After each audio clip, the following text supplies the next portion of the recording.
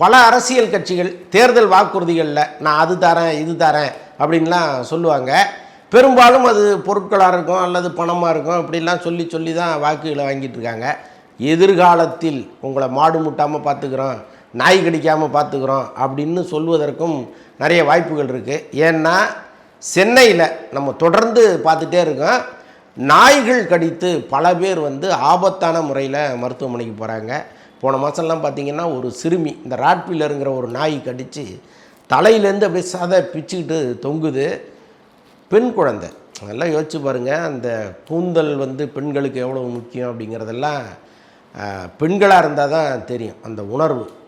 அப்போ அந்த குழந்தைக்கு பிளாஸ்டிக் சர்ஜரி பண்ணி அதை இயல்பான ஒரு நிலைமைக்கு மாற்றணும்னா கொஞ்சம் நஞ்ச விஷயம் கிடையாது. நல்ல வேளை கவர்மெண்ட்டே இந்த பொறுப்பை ஏற்றுக்கிட்டு அந்த சிகிச்சைக்கான செலவை நாங்களே கொடுத்துட்றோம் அப்படின்லாம் சொல்லியிருக்காங்க. சிகிச்சை சிறப்பாக நடந்துகிட்டு இருக்குது. ஆனால் அந்த பெண்ணினுடைய இந்த சிறுமியினுடைய மனநிலையை யோசித்து பார்க்கணும்.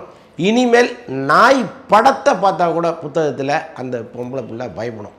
ஸோ அப்படி ஒரு சூழ்நிலையை இங்கு இந்த செல்ல பிராணிகள் உருவாக்கிட்டு இருக்கு. இனிமேல் ராட்வீலர் வகையான நாய்கள், கொடூரமான நாய்கள்லாம் வளர்க்கக்கூடாதுன்னு கவர்மெண்ட் சட்டம் போட்டிருக்கு. இதெல்லாம் ஒரு பக்கம் இருக்கட்டும். இன்னொரு பக்கம் மாடுகளால் அச்சுறுத்தல் தொடர்ந்து நடந்துகிட்டே இருக்குது. நாய்க்கடி தீர்க்கவே முடியாத பிரச்சனையாக இன்றைக்கி மாறிடுச்சு. ஏன்னா அந்த பீட்டாங்கிற அமைப்பு என்னைக்கு ஸ்ட்ராங்காக நின்றுச்சோ அன்னைக்கு போச்சு மனுஷனுடைய நிம்மதி. இது உயிர்களை கொல்லாமைங்கிறது ரொம்ப ரொம்ப முக்கியம் தான். அப்போ நாய்க்கு இருக்கிற உரிமை ஆட்டுக்கு கிடையாதா, கோழிக்கு கிடையாதா, பன்னிக்கு கிடையாதா? அப்போ அதெல்லாம் விலங்குகள் இல்லையா? புரியல. இதெல்லாம் வீட்டில் வளர்க்குற விலங்கு அப்படின்னு சொல்கிறாங்க. இப்போ இந்த நாய்களை அப்புறப்படுத்த முடியாமல் கடந்து கஷ்டப்படுது கவர்மெண்ட்டு. இது அப்புறப்படுத்தல்ங்கிற வார்த்தையே ரொம்ப பயங்கரமான வார்த்தைன்னா அப்ஜெக்ட் பண்ணுறாங்களா அவங்க பீட்டா அமைப்பினர். அப்புறப்படுத்துறதுங்கிற சொல்லியே பயன்படுத்தாத அப்படின்னு சொல்கிறாங்களா. இன்றைக்கி சென்னை மாநகராட்சி ஆணையர் ராதாகிருஷ்ணன் சொல்கிறாரு, சார் நாங்கள் நடவடிக்கை எடுக்கிறத பற்றி பிரச்சனை கிடையாது, ஆனால் இதில் 1000 சட்ட சிக்கல்கள் இருக்குது. உச்சநீதிமன்றம் மாதிரி, காவல்துறை மாதிரி பீட்டா அமைப்பு இன்றைக்கி ரொம்ப முக்கியமாக இருக்குது. சொல்லப்போனால் இந்த பிராணிகள் நல வாரியம் அவங்களுடைய ஸ்ட்ரென்த் ரொம்ப பலமாக இருக்குது. அதனால் நாங்கள் எங்களால் எதுவுமே பண்ண முடியல. முடிஞ்ச அளவுக்கு அந்த கணக்கு எடுத்து அவங்கள இந்த விலங்குகளை ஃபேமிலி பிளானிங் பண்ணிகிட்டு இருக்கோம் அப்படின்லாம் அவர் சொல்கிறாரு. பாவம், நல்ல ஆஃபீஸர் அவர் எந்த துறைக்கு போனாலும் அந்த துறையை சிறப்பாக கவனிக்கிற ஒரு ஆஃபீஸரு. அவர் துறையின் கீழ் தான் அந்த மாநகராட்சி இருக்குது. ஆனாலும் ஒன்றுமே பண்ண முடியாமல் இவங்க தவிச்சிக்கிட்டு இருக்கிறாங்க. உச்சநீதிமன்றம் வரைக்கும் இந்த நாய்க்கடி வழக்கு போயிருக்கு. அங்கே என்ன சொல்கிறாங்க அப்படின்னா 5 வருஷத்தில் 10 லட்சம் பேரை நாய் கடிச்சிருக்குதான். என்ன கொடுமையை பாருங்களேன், இந்தியா முழுக்க 5 வருஷத்தில் 10 லட்சம் பேரை நாய் கடிச்சிருக்கு. இதில் ரேபிஸ் நோயால் பாதிக்கப்பட்டவர்கள்லாம் இருக்காங்க, லேசான காயத்தோடு தப்பிச்சு போனவங்க இருக்காங்க. இதில் கொடுமை என்னென்னா, நாய் கடிச்சதுன்னா நாயையும் ஒரு வாரம் கண்காணிக்க வேண்டியதாக இருக்குது, கடிப்பட்டவரையும் ஒரு வாரம் கண்காணிக்க வேண்டியதாக இருக்குது. ராத்திரி முழுக்க முடிச்சுட்டே உட்காந்துருக்க வேண்டியதாக இருக்குது. அவர் என்ன உடல்நிலையில் மாற்றம் ஆகுது, நாய் உடல்நிலையில் என்ன மாற்றம் வருது, இவ்வளவும் பார்க்க வேண்டியதாக இருக்குது. இந்த தொல்லைகள்லாம் தாங்க முடியல. மக்கள் வெளியில் போகிறதுக்கு அவ்வளவு அச்சப்படுறாங்க. சென்னை மட்டும் கிடையாது, அநேகமாக எல்லா நகரங்களும். கேரளாலாம் போய் பார்த்திங்கன்னா ஒரு பக்கம் யானை வீட்டுக்குள்ளே பூந்து இருக்கிற குண்டாங்கோலையெல்லாம் உருட்டி தள்ளிக்கிட்டு இருக்குது. அங்கே யானையை வீட்டுக்கு வீடு வளர்க்குறது ஒரு பெரிய வழக்கமாக வச்சுருக்காங்க. பெரும்பாலானவர்கள் தான் பட்னியாக கிடந்தால் கூட யானைக்கு சோறு போடணும்னு நினச்சி வளர்க்குற ஜமீன்தார் ஃபேமிலியெல்லாம் கேரளா பக்கம் இருக்குது. ஆனாலும் இந்த நாய்களுடைய தொல்லை சமீபத்தில் ரொம்ப பயங்கரமாக இருக்குது. கேரளாவில் யாரும் போனாலும் விரட்டி விரட்டி குதறிக்கிட்டு இருக்கு.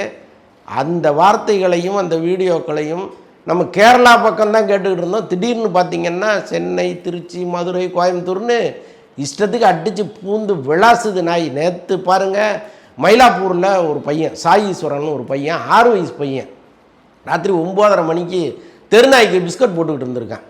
திடீர்னு பாஞ்சு அவன் மூஞ்சை கட்டிச்சு, சைடில் கன்னத்தை கட்டிச்சு, அப்படியே சதையெல்லாம் பிச்சுக்கிட்டு தொங்குது. கத்தியால் குத்துனா எப்படி இருக்குமோ அப்படி இருக்கு அவன் முகம்.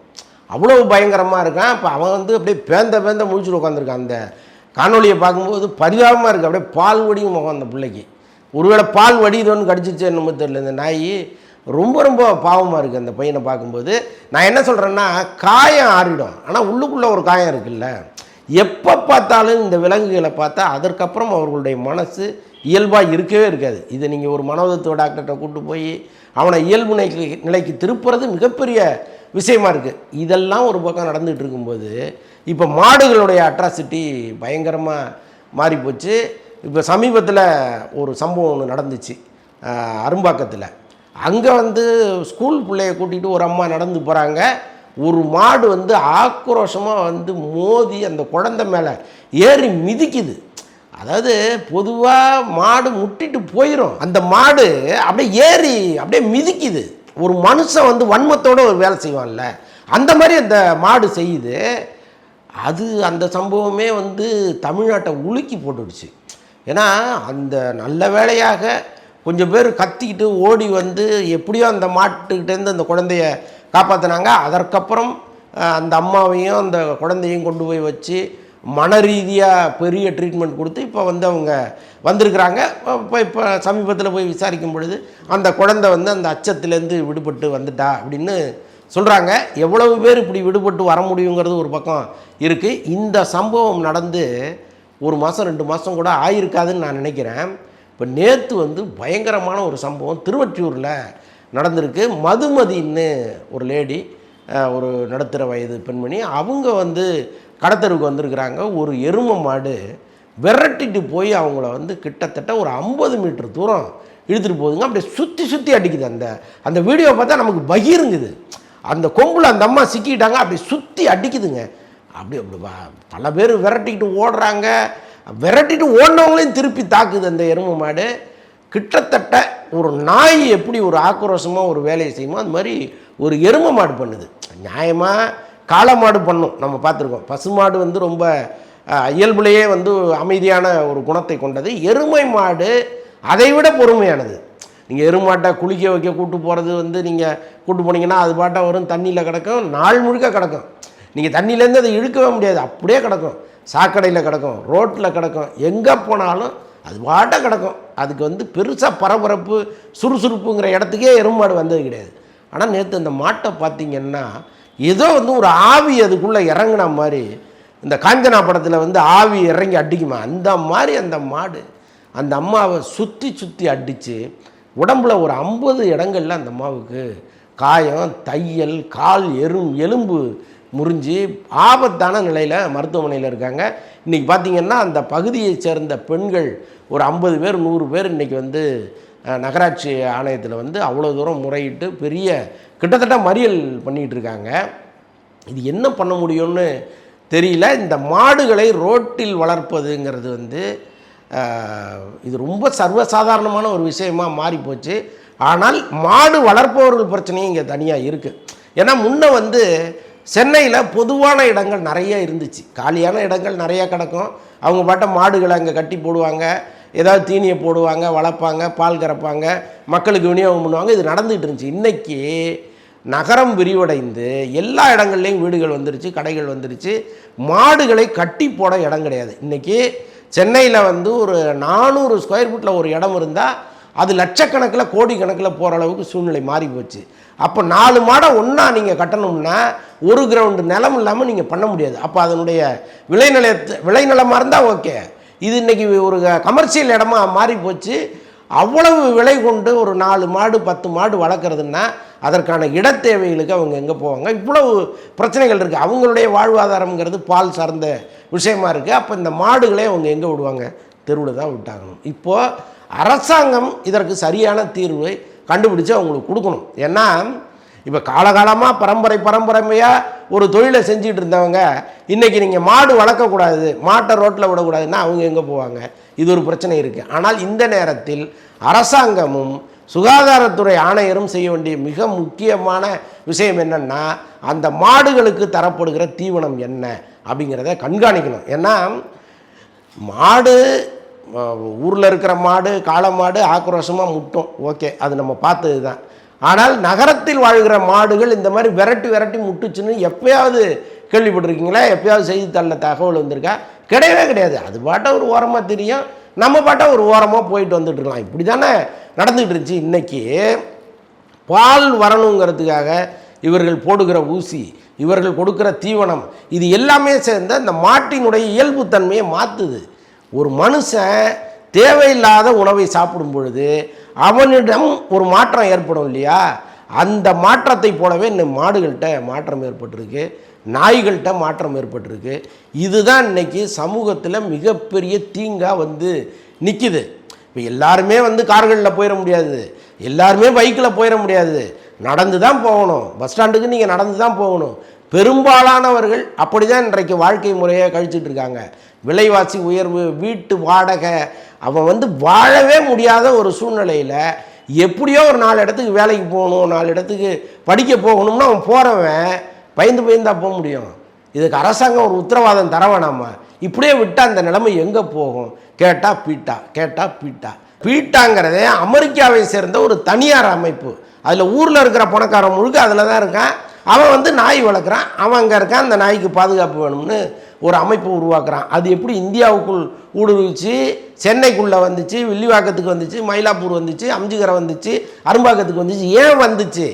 இதை யாராவது ஆராய வேண்டாமா? இப்போ இங்கே இப்போ நாய்கள் பெருகிட்டே இருக்குன்னா எங்கே போகிறது? இந்த நாய்களை எப்படி கட்டுப்படுத்துவீங்க? இதெல்லாம் ரொம்ப ரொம்ப மிகப்பெரிய கேள்வியாக இருக்குது. இந்த கேள்விகளுக்கெல்லாம் விடை தான் தெரிய மாட்டேங்குது. ஆனாலும் குழந்தைகளை வெளியில் அழைச்சிட்டு போகிறவங்க ரொம்ப பாதுகாப்பாக போங்க. இப்போ இன்னொரு கேள்வி, இப்போ ஒரு காலத்தில் பள்ளிக்கூடங்களில் கிரவுண்ட் இருந்துச்சு, விளையாடுவதற்குன்னு வகுப்புகள் இருந்துச்சு. ஆனால் இன்றைக்கி கிரவுண்டும் கிடையாது, அந்த பிடி பீரியடும் கிடையாது, அதையும் காலி பண்ணிட்டீங்க. இப்போ விளையாட வேண்டிய குழந்தைகள் எங்கே விளையாடும்? ரோட்டில் தான் விளையாடும். அவன் வந்து இருக்கிறதே சின்ன ரோடு, 2 பைக்கு சேர்ந்து போச்சுன்னா அந்த ரோட்டில் இன்னொரு பைக்கு வர முடியாதுங்கிற அளவுக்கு பல தெருக்கள் இருக்குது. ஒரு தெரு முழுக்க ஆக்கிரமிப்பு, அது வேறு. நடைபாதை நடப்பவர்களுக்கேன்னு அங்கங்கே போர்டு வச்சா கூட பக்கத்தில் ஃபுல்லாக கடைகளை வச்சிடுறீங்க. நடக்கிறவன் பாதி ரோட்டில் தான் நடந்து போகிறான். இப்படிப்பட்ட சூழ்நிலையில் அவன் இந்த குழந்தைகள் எங்கே போய் விளையாடும்? ரோட்டில் தான் விளையாடும். இப்போ ரோட்டில் விளையாட வந்தால் எருமை தொல்லை, நாய் தொல்லை, இப்படி ஒரு பிரச்சனை. அவன் வீட்டுக்குள்ளே உட்காந்து கம்ப்யூட்டரில் விளையாட ஆரம்பிச்சிட்றான், ஃபோனில் விளையாட ஆரம்பிச்சிட்றான். இவனுடைய எதிர்காலம் என்ன ஆகும்? இவனுடைய மைண்ட் செட் என்னவாகும்? ஃபோன்லேயே விளையாண்டா என்ன ஆகும்? ஒருத்தனுடைய மைண்டு என்னவாகும்? ஸோ அதெல்லாம் நம்ம இங்கே பார்த்துட்ருக்கோம். இதுக்கிடையில் பாருங்கள், த்ரிஷா மாதிரி நடிகைகள் வந்து பீட்டாவுக்கு ஆதரவு தெரிவிக்கிறாங்க. பீட்டாவினுடைய அவசியத்தை இந்த நாட்டில் வலியுறுத்துகிறாங்க. நான் என்ன சொல்கிறேன், நீங்கள் நேர்மையான ஒரு பெண்மணியாக இருந்தீங்கன்னா பீட்டாவுக்கு ஆதரவு தெரிவிக்கிறத சத்தமாக தெரிவிக்கிறீங்கல்ல. இந்த இப்போ மாடு முட்டிடுச்சு, நாய் கடிச்சிடுச்சு, அன்றாடம் ஒரு பிரச்சனையாக அது மாறிடுச்சு. எப்போவாவது நீங்கள் குரல் கொடுத்துருக்குறீங்களா? குரல் கூட கொடுக்க வேணாம், அனுதாபம் தெரிவிச்சிருக்கீங்களா? இப்போ இந்த நாய் கடிச்சதை இந்த பையனுக்கு என்னுடைய ஆழ்ந்த அனுதாபங்கள், ஐயோ பாவம், ஒரு ட்வீட் போட்டிருக்கீங்களா நீங்கள்? அப்போ என்ன தைரியத்தில், என்ன நேர்மைக்கு நீங்கள் வந்து பேசுகிறீங்க? இதெல்லாம் நமக்கு கேட்க ரொம்ப ரொம்ப கோபமாக இருக்குது. யோசித்து பார்த்தோம்னா பயங்கர கோபம்தான் வருது. நான் என்னோடய நண்பர்கள்ட்ட பேசிக்கிட்டு இருந்தேன், இதுக்கு என்ன தான் தீர்வு தெரியலையேங்க, இப்படி வதன்னு நாய்களும் மாடுகளும் பெருகிட்டே இருக்குன்னா இது என்ன பண்ணுறது அப்படின்னோடனே அப்போ அவரு ஒரு சொன்னார், இப்போ த்ரிஷாலாம் பயங்கரமாக குரல் கொடுத்துட்ருக்காங்க. த்ரிஷா மாதிரி இங்கே சென்னையில் பல பேர் குரல் கொடுக்குறாங்க.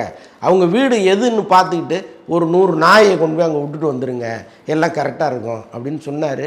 ஒருவேளை அது கூட நல்லா தான் இருக்குது கேட்க.